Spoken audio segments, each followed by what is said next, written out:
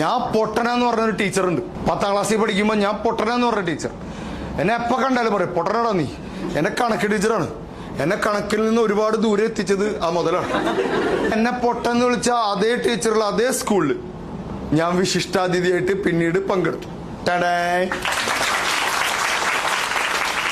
എന്നിട്ട് ആ ടീച്ചർ അടങ്ങുന്ന ടീച്ചേഴ്സിന് ഞാൻ ക്ലാസ് എടുത്തു, എങ്ങനെ കുട്ടികളെ പഠിപ്പിക്കണം. ഞാൻ പകരം വിട്ടാൻ പോയതല്ല, അത് അങ്ങനെ സംഭവിച്ചു. എനിക്ക് നമുക്ക് ആരോടും ദേഷ്യമൊന്നുമില്ല. ഒരു ദേഷ്യവും നമ്മൾ ഉള്ളിൽ കയറ്റി നടക്കരുത് ആരോടും. പ്രിയപ്പെട്ടവർ, ഞാൻ പറയുന്നു, ദേഷ്യം നല്ലതാണ്, പക്ഷെ പക മാനസിക പ്രശ്നമാണ്. പെട്ടെന്നൊരു ദേഷ്യം വരും, കൊല്ലണവനെ, അതങ്ങനെ ഇറങ്ങിപ്പോണം. അല്ലാതെ 6 മാസം അവനെ കൊല്ലണം, അവനെ കൊല്ലണം. മറ്റേ സിനിമയിലെ പുലിയെ കൊല്ലണം ഒരു ചെക്കൻ, അത് പകയാണ്, അത് പ്രശ്നമാണ്. പിന്നെ അത് കണ്ടു കഴിഞ്ഞാൽ എപ്പോഴും ട്രിഗർ ചെയ്യും. ഒരു വിഷമം വന്നു, കരയണം, പക്ഷെ 3 മാസം കരയരുത്. അല്ലേ? നമ്മളൊക്കെ കരയാറില്ലേ? മരിച്ച വീട്ടിൽ പോകുന്നതിന് തൊട്ട് മുമ്പ് വരെ ചിരിക്കുന്ന ആൾക്കാരാണ് നമ്മൾ.